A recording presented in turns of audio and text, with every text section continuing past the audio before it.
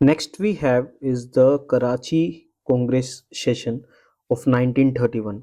Now you have to remember that जो कराची में जो सेशन हुआ था, ठीक है, 1930 में तो सेशन हुआ नहीं, ठीक है, 1930 में क्यों नहीं हुआ? Because during that period the CDM was at its peak. Fine. तो एक तो ये पर्टिकुलर चीज होगी. 1929 में we had the Lahore session, ठीक है, presided by Jawaharlal Nehru. So these sessions, some of the sessions are very very important. वैसे ही जैसे 1929 इंपॉर्टेंट है, बिल्कुल वैसे ही 1931 इंपॉर्टेंट है. But you have to remember कि 1931 वाला जो सेशन था, it was a special session. Normally तो दिसंबर वाले पीरियड में होता है, टाइम पीरियड में. It was in March 1931 because just before that on 5th मार्च, ठीक है, कब?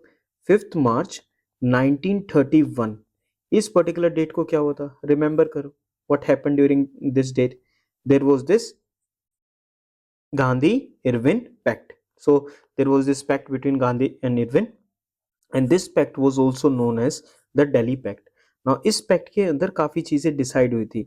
The British agreed to some of the things कि हम क्या क्या करेंगे, ठीक है. The Gandhi on behalf of the Congress, Gandhi, on behalf of the Congress, agreed to some of the things, like that we will be participating in the round table conference. Second, we will suspend we will suspend the civil disobedience movement for the time being. लेकिन दो ऐसी demands थी जो viceroy Irwin ने accept नहीं की थी. What were those two demands? So without going through the text again, if you have already memorized it, तो दो डिमांड्स बता दो नीचे कमेंट सेक्शन में. What were the two demands? Fine, चलिए आगे चलते हैं. कराची सेशन में क्या हुआ था मार्च 1931 में, एंड इनके जो प्रेसिडेंट थे during this session, he was this famous personality, Sardar Vallabh भाई पटेल. फाइन. तो before 6 days before the session, ठीक है, इट मीन्स ऑन 23rd मार्च 1931, ठीक है, Bhagat Singh, Sukhdev and Rajguru were executed in the Lahore conspiracy case. ठीक है. तो if you can relate this with the two demands which the Irwin did not accept. Fine. तो जब गांधी जी कराची जा रहे थे, ठीक है, तो ब्लैक फ्लैग से डेमोन्स्ट्रेशंस किए गए, उनको ग्रीट किया गया कि भाई आपने जो किया वो ठीक नहीं करा, स्पेशली बाय द पंजाब नौजवान भारत सभा which was related with Bhagat Singh. Fine. So this was the particular thing. तो कांग्रेस का अब जो सेशन हुआ कराची में 1931 अंडर सरदार वल्लभ भाई पटेल, उसमें क्या क्या चीजें हुई? Number one, the Delhi pact और the Gandhi Irwin pact was endorsed. Endorsed मतलब it was countersigned. It was countersigned. ठीक है, इसको एक्सेप्ट कर लिया गया. सेकंड, द गोल ऑफ पूर्ण स्वराज वाज रीइटरेटेड, यानी it was again accepted that कि पूर्ण स्वराज भाई हमारा है, इसको बार बार इस बात को बोला गया. Now this Karachi session is known for this major point which is दो रेजोल्यूशंस अडॉप्ट करे गए. वो क्या थे? One was on fundamental rights and second one was on the national economic program. तो सिर्फ इन सेशंस में इस बार ना सिर्फ पॉलिटिकल चीजें हुई थी, but also economic, fundamental rights, इन सब चीजों पे भी बात हुई थी. Now what was this resolution of fundamental rights which was guaranteed? क्या क्या इसमें गारंटी करा गया? फ्री स्पीच, फ्री प्रेस, ठीक है, राइट टू फॉर्म एसोसिएशंस, ये सारे सेल्फ एक्सप्लेनेटरी हैं. Right to assemble, universal adult franchise, right to vote without any discrimination, equal legal rights, चाहे किसी कास्ट, क्रीड और सेक्स के बेसिस पे डिस्क्रिमिनेशन नहीं होगा. Neutrality of the state in religious matters, so this was कि India will be a secular state. Free and compulsory primary education, protection of culture, language, script of minorities and the linguistic groups. It means the language groups. Fine. So these are the some of the fundamental rights. और ये आज की date में अगर हम अपने fundamental rights को देखेंगे, we will see some of the similarity with these particular rights. ठीक है, यहाँ तक ओके? एक बार इन जो फंडामेंटल राइट्स हैं एक बार इनको याद भी करना है. कौन से सेशन की बात चल रही है? We are talking about the Karachi session of 1931. किसने प्रिसाइड करा था? एग्जैक्टली. ठीक है, चलो याद तो हो गई. Next, resolution on national economic program. This was the second important thing. ठीक है, this was the second important thing during the Karachi session. Now, what was this national economic program? Number one, substantial reduction in rent and revenue in the case of landholders and peasants. ठीक है, तो rent को decrease करना है, ठीक है, revenue को increase करना है इस प्रकार से कि पीजेंट्स को ज्यादा से ज्यादा फायदा हो. This was number one point. Second point was exemption from rent for uneconomic holdings. वो लैंड होल्डिंग्स जिनसे वो या तो ज्यादा छोटी हैं, ठीक है, या वो इतनी ज्यादा उपजाऊ, इतनी ज्यादा फर्टाइल नहीं है, तो some of them are not fertile, तो उनसे रेंट नहीं लेना चाहिए, उनको एग्जेम्प्ट कर देना चाहिए, एक्सेप्शन होना चाहिए. Relief from agriculture indebtedness. तो एग्रीकल्चर में जो कर्जा हो रखा है जो फार्मर्स के, तो फार्मर वेवर स्कीम्स आती है ना आज की डेट में भी, कि फार्मर्स का जो लोन है वो वेव ऑफ कर दिया जाए, तो उससे रिलीफ मिलना चाहिए. कंट्रोल ऑफ यूजरी, यानी जो मनी लेंडिंग यूजुअली इज, जब आप मनी लेंड करते हो और आपका जो इंटरेस्ट रेट है, ठीक है, वो बहुत ही ज्यादा हाई है, तो दैट इज नोन एज यूजरी. तो उन चीजों पे कंट्रोल करना जरूरी है, बिकॉज ये जो पीजेंट्स थे ये इन्हीं टाइप की एक्टिविटीज में फंस के और भी ज्यादा पुअर हो जाते थे, बिकॉज इंटरेस्ट रेट जो था वो काफी ज्यादा हाई था. Next, better conditions of work including living wage, limited hours of work, protection of women workers in the industrial sector. This was also part of it. Right to workers and peasants to form unions. State ownership and control of key industries, mines and means of transport. State ownership होनी चाहिए, get that the government or the public will have the access to it. ठीक है, so these are the points which are included in the resolution on national economic programme. ठीक है, कर लो एक बार, इसको पोज कर लो and go through these 7 points quickly. ठीक है, गो थ्रू का मतलब है इनके यहाँ पर इस पर्टिकुलर पॉइंट ऑफ टाइम पे ट्राई टू लर्न देम, ताकि आपका जो टाइम है वो वेस्ट ना हो. ठीक है, नेक्स्ट, इसी कराची सेशन के अंदर, कराची सेशन ऑफ 1931 के अंदर, it was the first time that the Congress spelled out what Swaraj would mean for the masses.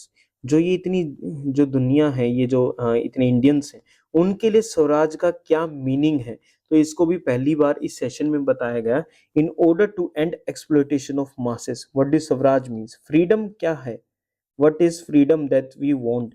तो मासेस के लिए क्या मतलब है कि एक्सप्लोइटेशन बंद हो जाएगा, आपको पॉलिटिकल फ्रीडम मिलेगी, जिसमें इकोनॉमिक फ्रीडम मिलेगी ऑफ द स्टार्विंग मिलियंस, जो भूखे मरे इतने जो लोग हैं, लाखों लोग हैं, उनको इकोनॉमिक फ्रीडम मिलेगी ताकि वो कुछ भी काम कर सके, अपना स्टैंडर्ड ऑफ लिविंग को राइज कर सके. So these were the very crucial points of the Karachi session under Sardar Vallabh भाई पटेल. ठीक है, और इसने दिल्ली पैक्ट को, यानी गांधी इरविन पैक्ट को एंडोर्स करा, काउंटर साइन करा, एक्सेप्ट कर लिया. फाइन. नाउ, जो गांधी इरविन पैक्ट में जो सेकंड पॉइंट जो कांग्रेस ने एक्सेप्ट करा था, that was that we will be participating in the round table conferences.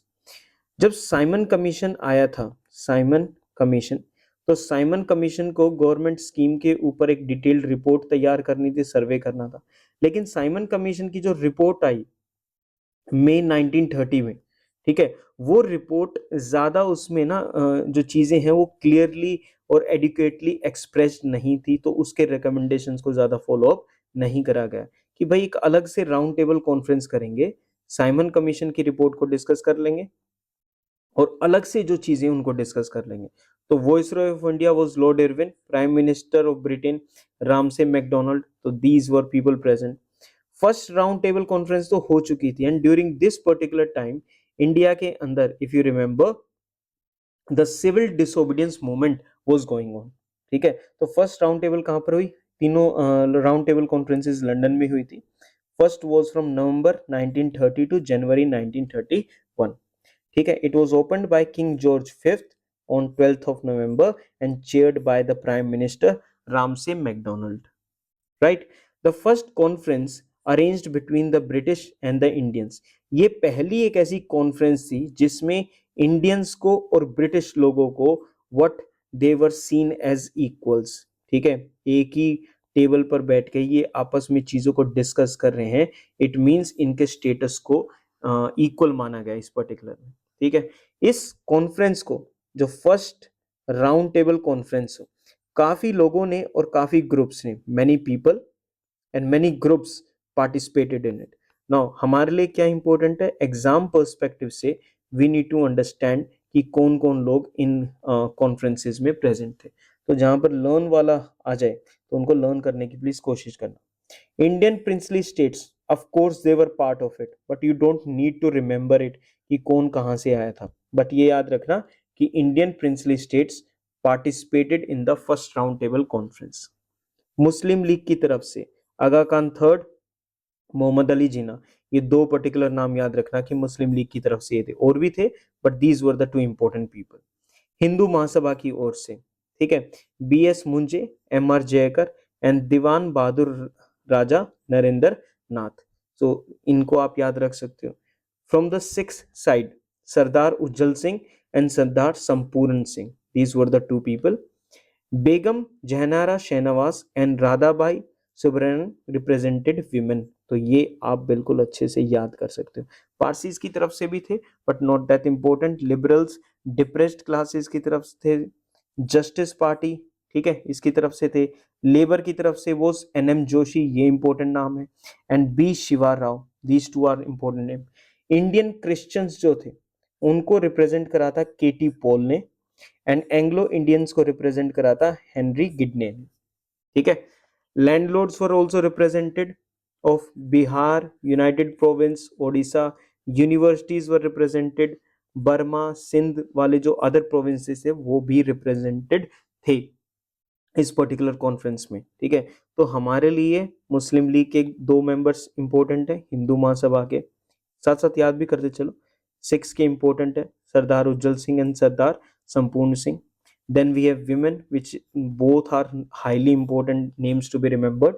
Then we have labor, N.M. Joshi and B. Shiva Rao, and Indian Christians and Anglo Indians, right? Government of India की तरफ से, ठीक है, जो British government of India थी उसकी तरफ से कौन कौन आया था, नरेंद्र नाथ, ठीक है, भूपेंद्र नाथ मित्रा, CP Ramaswamy Iyer and Ramchandra Rao.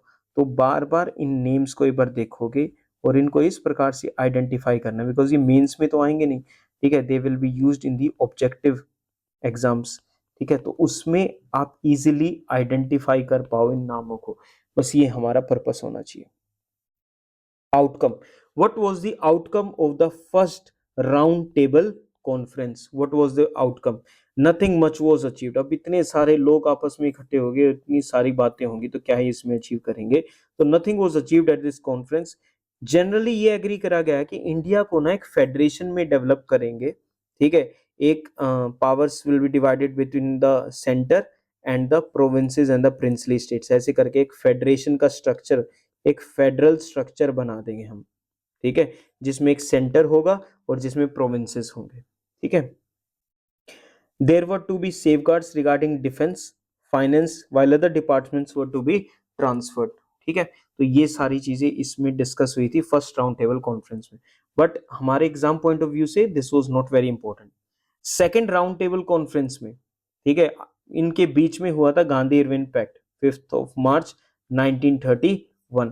Now जब ये डिसाइड हुआ तो उसके बाद Congress decided that they will go towards the round table conference, and जो सिविल डिसोबीडियंस मूवमेंट है उसको सस्पेंड करके रखा जाएगा थोड़े टाइम के लिए। तो गांधी एंड इरविन के जो पैक्ट रीच हुआ था, दिल्ली पैक्ट, उसकी वजह से they joined it. Second round table conference हुई थी सितंबर 7, 1931 से दिसंबर 1, 1931। Indian National Congress was it nominated Gandhi as its sole representative। तो आईएनसी की तरफ से सिर्फ और सिर्फ गांधी गए थे, but A Rangaswamy Iyengar and Madan Mohan Malaviya were also there with him, ठीक है, बट आईएनसी का रिप्रेजेंटेशन किसने करा था, ओनली गांधी, ठीक है। Again princely states were present, Muslims के ये नाम आप फर्स्ट उस कॉन्फ्रेंस में भी देख चुके हो। देर वर हिंदू ग्रुप्स, लिबरल्स के याद करने बिल्कुल भी जरूरत नहीं है, ना जस्टिस पार्टी। डिप्रेस्ड क्लासेस के याद रखना, represented by B R Ambedkar, was present in all the three conferences, ठीक है, राउंड टेबल, तीनों राउंड टेबल कॉन्फ्रेंसेस में B R Ambedkar was part. Rettamalai Srinivasan, he was also representing the depressed classes. Sikhs were represented Parsis, Indian Christians, industry, labour, again Indian women. अब second वाले में याद रखना कि पहले वाले में तो ये थे बेगम जहानारा शहनवाज एंड राधाबाई सुब्रमण्यम। अब की बात, Sarojini Naidu was also present. तो Sarojini Naidu joined the second round table conference, ठीक है। Then again universities were represented, ठीक है, and they were represented by Syed Sultan Ahmed and Bisheshwar Dayal Seth. Burma, Sindh, Assam, Central Provinces, NWFP, they also attended this. Government of India, CP Ramaswamy Iyer, same, Narendra Nath Law, M Ramchandra Rao, ठीक है। Not again what was expected from the conference, ठीक है। तो इसको तो INC ने join करा था ना, ठीक है, इससे तो कुछ ना कुछ निकल कर आना चाहिए था, बट सैडली इस वाली कॉन्फ्रेंस से भी कुछ भी नहीं निकल कर आया। What were the basic reasons, हाँ भाई क्यों, what were the basic reasons कि सेकंड राउंड टेबल कॉन्फ्रेंस भी फेल हो गई। नंबर वन, सबसे पहला तो लॉर्ड इरविन जो आईएनसी को लेकर आया था सेकंड राउंड टेबल कॉन्फ्रेंस में, अब वो रिप्लेस होकर उनकी जगह आ गए थे लॉर्ड वेलिंगटन, ठीक है। लेबर गवर्नमेंट जो ब्रिटेन में थी, ठीक है, वो रिप्लेस होकर आ गई थी national government which was a collision of labour and the conservative governments. अब जहां पर कंजर्वेटिव्स आ जाएंगे वहां पर तो ज्यादा इंडियंस के लिए सिंपैथी वगैरह है नहीं, और उस टाइम पे इतनी ज्यादा रिवोल्यूशनरी एक्टिविटीज होने लगी थी, ठीक है, तो ब्रिटिश वैसे ही और भी ज्यादा एंगर्ड थे। तो जो कंजर्वेटिव्स थे ब्रिटेन के अंदर, जो कंजर्वेटिव पार्टी थी, उनको राइट विंग पार्टी भी बोलते हैं, it was led by Churchill, Winston Churchill, ठीक है। एंड ही सेड कि यार ये जो तुम कह रहे हो कि जो कांग्रेस है और जो ब्रिटिश है ये सेम लेवल पे हैं, तो उनको ये बात बिल्कुल भी अच्छी नहीं लगी और उनको बोला कि एक स्ट्रॉन्ग गवर्नमेंट बनानी चाहिए ताकि इंडिया में किसी भी प्रकार का कोई भी जो ये मूवमेंट है इसका मोमेंटम क्रिएट ना होने पाए, ठीक है। तो prime minister Ramsay McDonald headed by the conservative dominated cabinet, क्योंकि कोलिशन गवर्नमेंट थी ना, नेशनल गवर्नमेंट एक कोलिशन गवर्नमेंट है किस किस की, ठीक है, it was of conservatives and it was a labour party, ठीक है। तो जो कैबिनेट थी, प्राइम मिनिस्टर को तो बात माननी पड़ी, क्यों, क्योंकि जो कैबिनेट थी उसकी उसमें कंजर्वेटिव्स ज्यादा थे। With a weak and reactionary secretary of state for India, Samuel Hoare was the secretary of state.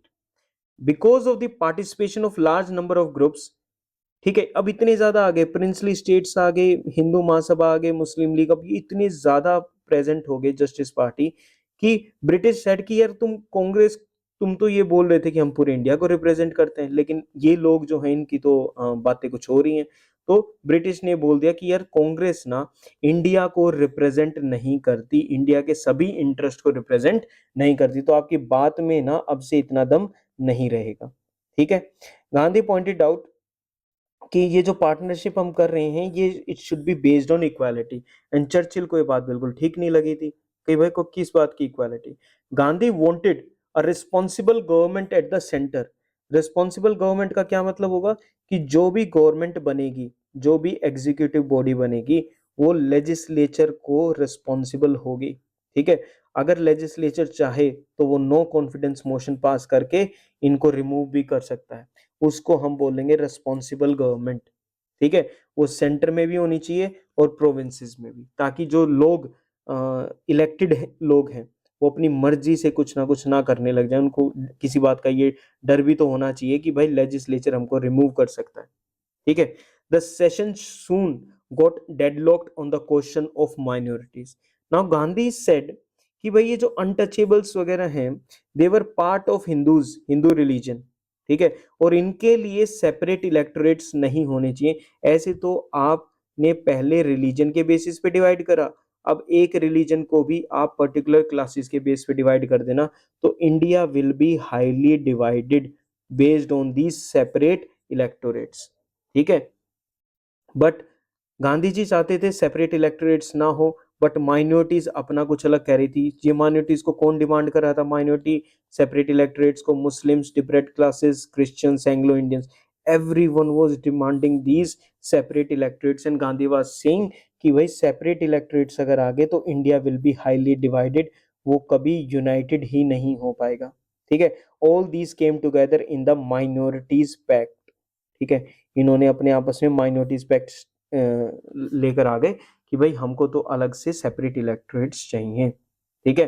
Princess जो थे वो फेडरल स्कीम को लेकर ना ज्यादा उत्साहित नहीं थे, they were not very enthusiastic about formation of a federation, जिसमें एक सेंटर होगा, उसके नीचे कुछ प्रोविंसेस होंगे और प्रिंसली स्टेट्स होंगे, तो वो तो अपना अलग ही इसमें रहना चाहते थे। What was the outcome of the second round table conference? क्या है भाई?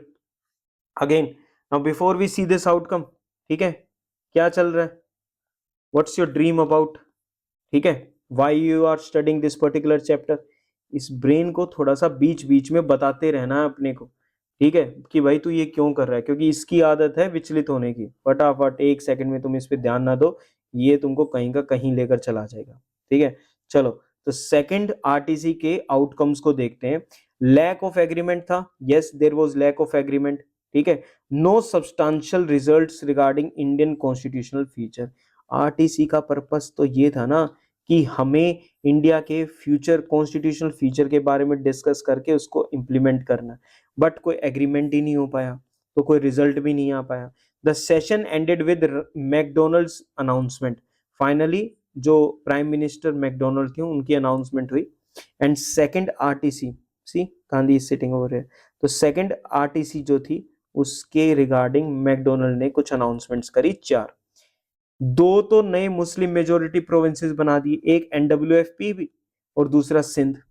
सेकंड, एक इंडियन कंसल्टेटिव कमेटी बना दी ताकि ब्रिटिश गवर्नमेंट उसको इजीली कंसल्ट कर सके और इंडिया में क्या गवर्नेंस स्कीम लेकर आनी है अब, ठीक है, उस पे आगे विचार किया जा सके। थर्ड, एक 3 एक्सपर्ट कमेटीज बनाई, फाइनेंस, फ्रेंचाइज यानी वोट किसको मिलनी चाहिए, राइट टू वोट, और स्टेट्स के रिगार्डिंग। तो रिमेंबर ये 3 एक्सपर्ट कमेटीज बनाई गई थी, finance, franchise and the states, रहेगा ये याद, ठीक है, can you keep this in mind.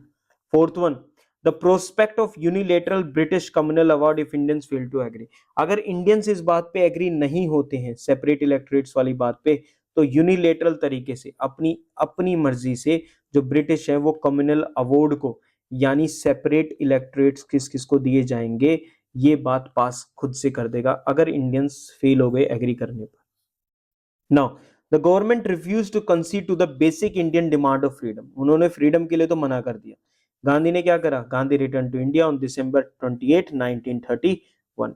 तो बेसिकली अगर देखो 5 मार्च में 1931 में गांधी इरविन पैक्ट होता है, वहां से सस्पेंड होती हैं चीजें, और दिसंबर 1931, तो बेसिकली पूरा का पूरा 1931 जो है वो क्या हो गया, it was a complete failure of the year, उसमें कुछ ज्यादा अचीव नहीं हो पाया, क्योंकि एक तरफ से तो क्या सिविल डिसोबीडियंस मूवमेंट सस्पेंड हो रखे, इंडिया में कुछ नहीं हो रहा, ऊपर से बाहर इतने बड़ा टूर करके आए हैं, वहां से भी कुछ रिटर्न नहीं मिले। फिर उसके बाद आती है third round table conference, and इस बार कांग्रेस इसका पार्ट नहीं, और देखा जाए तो मोस्ट ऑफ द ग्रुप्स इसका पार्ट नहीं थे, बिकॉज सो कि भाई बातचीत कर रहे हैं, फालतू कुछ है नहीं, और लंदन घूम के देख ही लिया है कि कैसा है, ठीक है, पहली दो कॉन्फ्रेंसेस के टाइम पे। थर्ड राउंड टेबल कॉन्फ्रेंस के अब तीनों का ना डेट्स याद कर लो एक बार, इनको अलग से ना ऐसे लिख लो, और इन तीनों की डेट्स लिख लो कि कौन कौन सी डेट्स है राउंड टेबल कॉन्फ्रेंसेस की।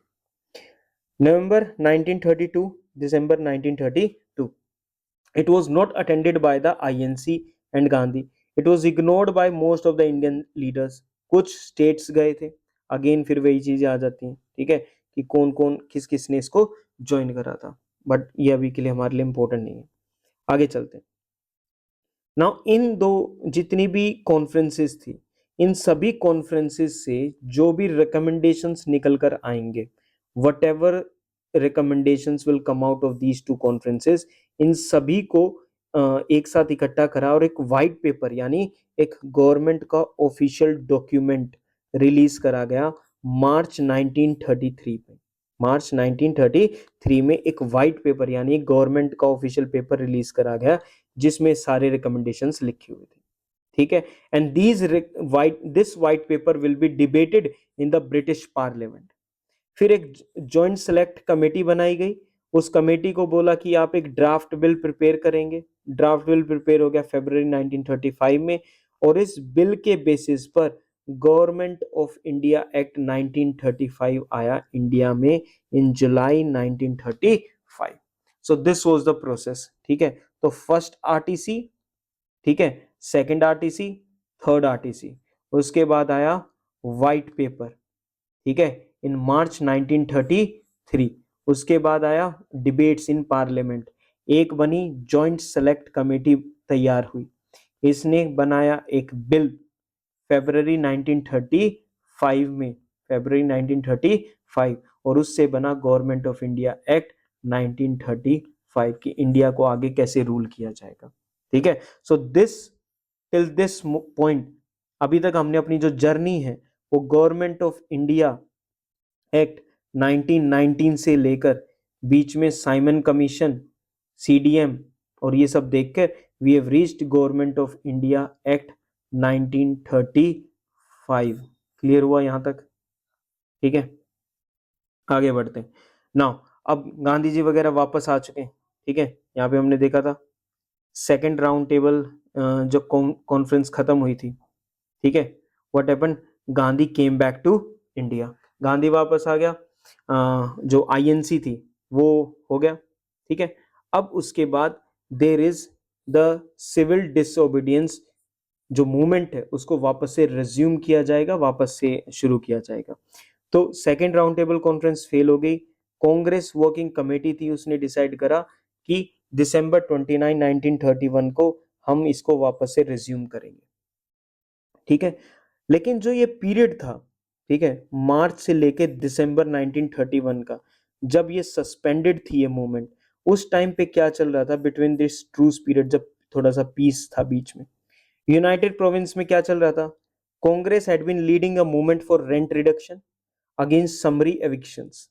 ठीक है, कि लोगों को बेदखल कर दो जब वो रेंट वगैरह सबमिट ना करे, तो इसके खिलाफ यूनाइटेड प्रोविंस में चल रहा है। एनडब्ल्यूएफपी में जो खुदाई खिदमतगार हैं, can you tell me in the comment section who were the Khudai Khidmatgars? ठीक है, ये किसके अंडर में थे, हु वाज द लीडर, और इनको they were also known as what, they were also known as what? ठीक है, उनके खिलाफ बहुत ज्यादा सीवियर रिप्रेशन हुई। बंगाल के अंदर ड्रैकोनियन ऑर्डिनेंस, ड्रैकोनियन मतलब very harsh, very harsh ordinance were passed. ठीक है, मास डिटेंशन, लोगों को जेल में डाला गया। ठीक है, in the name of fighting terrorism.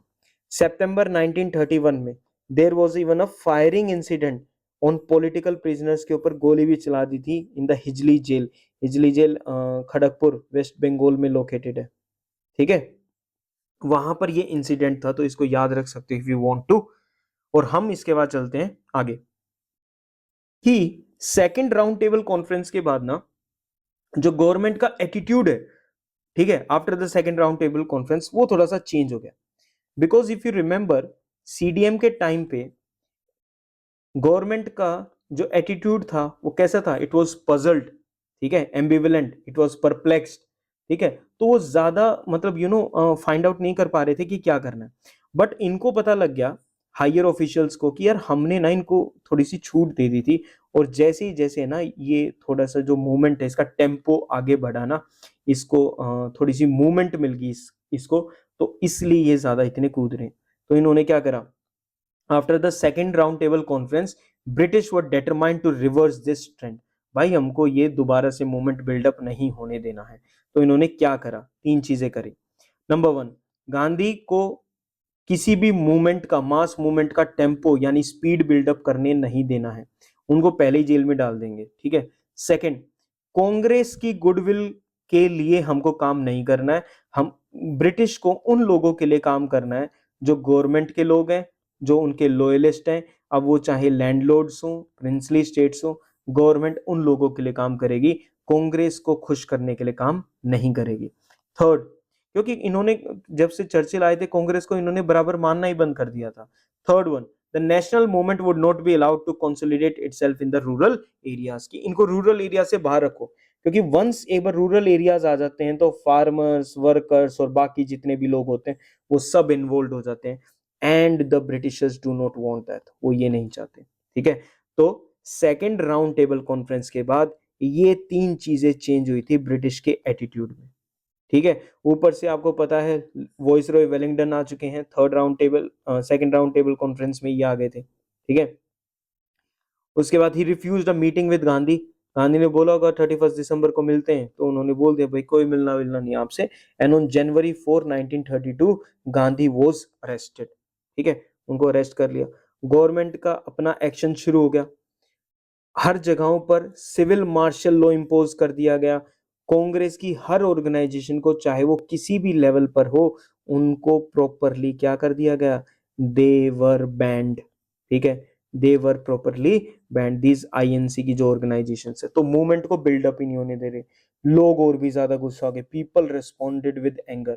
और फर्स्ट 4 मंथ्स में ही, ठीक है, गांधी जी के अरेस्ट होने के बाद 80,000 satyagrahis, mostly urban and rural people, were jailed. ठीक है, तो गवर्नमेंट का जो रिप्रेशन है वो बहुत ही ज्यादा कैसा है, सीवियर है। This phase of civil disobedience, ठीक है, movement coincided with two upsurges.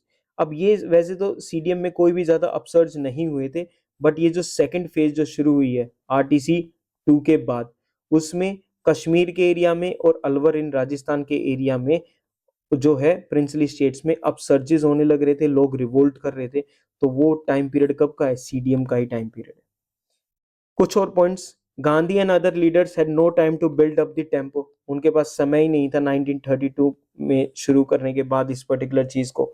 And masses were not now prepared, अब वो प्रिपेयर्ड भी नहीं थे इस पर्टिकुलर चीज के लिए कि यार आपने पहले शुरू करा, फिर आपने बंद कर दिया, फिर आप दोबारा से शुरू करें, तो लोगों को ना इसमें they were not prepared. Finally in April 1934 Gandhi decided to withdraw the civil disobedience movement. तो जो मूवमेंट 12 मार्च 1930, किस चीज की डेट है भाई ये, ठीक है, दांडी मार्च की डेट है। इस समय पर ये सिविल डिसोबीडियंस जो मूवमेंट है ये शुरू हुआ था सोल्ट सत्याग्रह से, उसको अप्रैल 1934 में गांधी ने उसको विड्रॉ कर लिया। और गांधी ने बात बोली कि ठीक है, अभी तो हम सुपीरियर फोर्स की वजह से काउ डाउन हो चुके हैं, हम थोड़ा सा इस चीज में दब रहे हैं, ठीक है, बट हमारी पॉलिटिकल फेथ खत्म नहीं हुआ है। हम अभी जो है वो हमें अभी इंडिपेंडेंस लेना बाकी है, फ्रीडम स्ट्रगल बाकी। ठीक है, so this was the end of the civil disobedience movement which started with the salt satyagraha. ठीक है, यहां तक इसको रिवाइज कर लेंगे, उसके बाद हमें बस दो चीजें और पढ़नी है, communal award and the Poona pact. ठीक है, तो कीप लर्निंग।